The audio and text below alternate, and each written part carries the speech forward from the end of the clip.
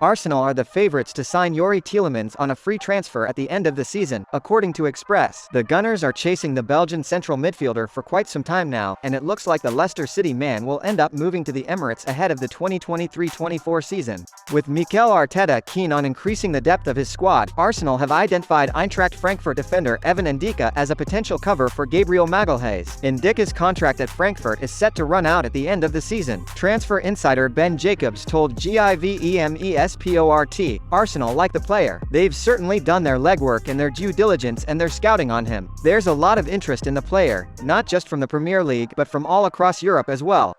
Juventus midfielder Weston McKennie is attracting a lot of attention with several teams after his signature. One among them is Premier League outfit Leeds United, as per journalist Simon Phillips. It is expected that Juventus are ready to sell him in January, with many other clubs like Newcastle and Aston Villa interested in the 24-year-old. According to Calciomercato, Juventus are planning on signing Manchester City midfielder Ilkay Gundogan on a free transfer next summer. With his contract expiring at the end of the season, the possibility of a renewal remains. However, if the player and the club do not reach an agreement, it is very likely that Gundogan could move to the Serie A and represent the Bianconeri.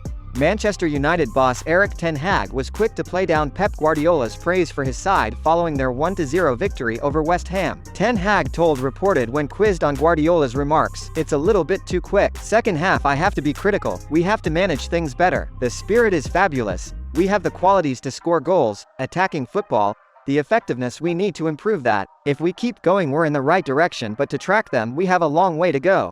David De Gea admitted he was exhausted after an intense end to Man United's match against West Ham, which saw him produce a number of fine saves. On his last-minute heroics, De Gea told Sky Sports, "I feel a bit tired. People think goalies don't get tired, but we were suffering at the end. We controlled the game good, but it was tough at the end. It's a massive win for us." He continued, "If we want to be in the top places we have to win games like this. I am here to make the saves and help the team." Real Madrid returned to the top of the table in La Liga on Sunday, but the defending champions' lead has been cut to just a point after a disappointing 1-1 draw with struggling Girona. Pep Guardiola has urged his Manchester City stars to take advantage of the upcoming fixtures between their Premier League rivals. "This last week was really good," said Guardiola. "It was so important because now against Sevilla we can recover. The players that don't play much are going to play, and the players that played against Leicester are going to play."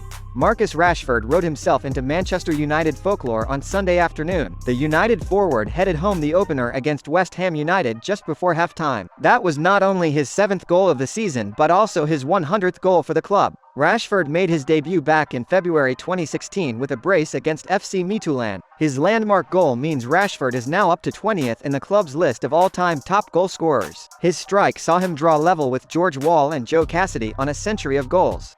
Gary Neville is convinced that Manchester United have a great chance of finishing inside the top 4 this season, following their hard-fought 1-0 victory over West Ham on Sunday. "I think they have a great chance of finishing in the top 4 now." A great chance, Neville told Sky Sports, when asked where Man United could finish this season.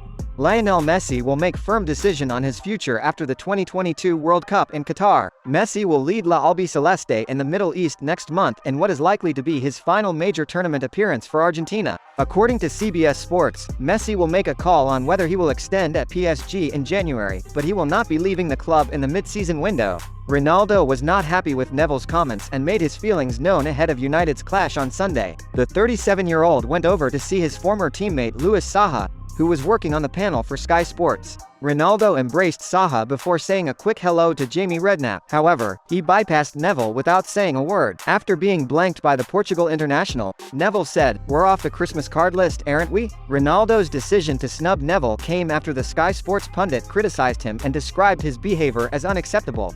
Barcelona have confirmed the injury status of Eric Garcia and Jules Koundé. The news is good for the Blaugrana. The starting central defenders against Valencia were both forced off with injuries during their 1-0 victory at Mestalla, meaning Barcelona finished the match with Marcos Alonso and Gerard Piqué in central defense.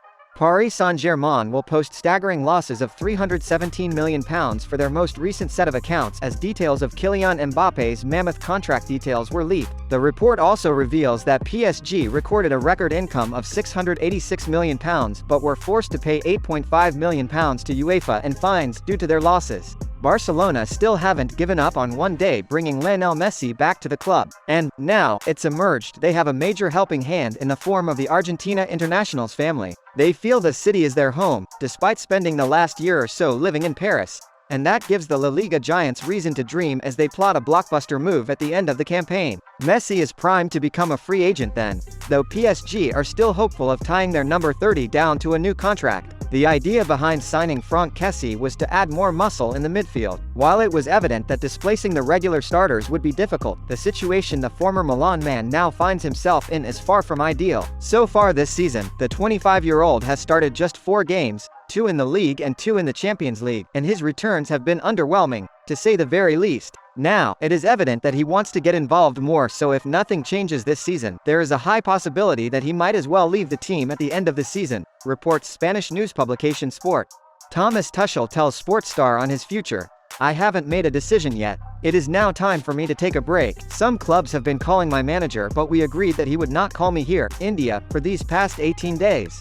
Barcelona are the latest side to take an interest in Newcastle's Bruno Guimaraes and are reportedly lining up a move for the midfielder. The Brazilian international has been one of the outstanding players in the Premier League this season, with his midfield performances driving the Magpies into the top 4. And with Barca's long-term pursuit of Manchester City's Bernardo Silva coming to an end, Xavi's side have turned their attention to the Magpies' Brazilian star. According to Portuguese publication A Bola, via at Madrid Extra, Real Madrid have not stopped monitoring the progress of Sporting CP's right-back Pedro Porro. Los Blancos have had their eyes on the Spaniard for a few seasons now, so it wouldn't be surprising to see the club make a move for the player in the near future, especially considering that Dani Carvajal has turned 30. Real Madrid's Brazilian duo, Rodrigo and Eder Militao, have already signed a contract extension till 2028, according to a report from AS. The report states that the duo already renewed their contracts in July, before the season began. Both Rodrigo and Eder Militao have also received their Spanish passports, along with Vinicius Jr.,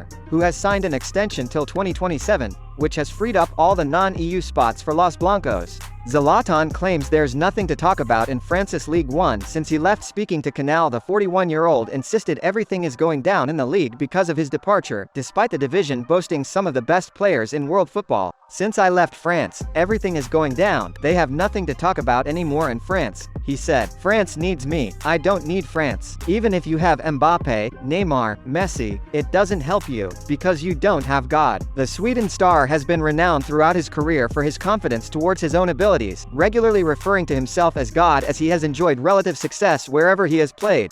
Real Madrid have not held back in talking about the referee following their failure to beat Girona on Sunday. Carlo Ancelotti, Marco Asensio and even the Real Madrid website blamed the referee for their failure to win the match, and goalkeeper Thibaut Courtois has joined the growing avalanche of dissent coming out of the Santiago Bernabeu. As Relevo report, Courtois also believed the referee was mistaken.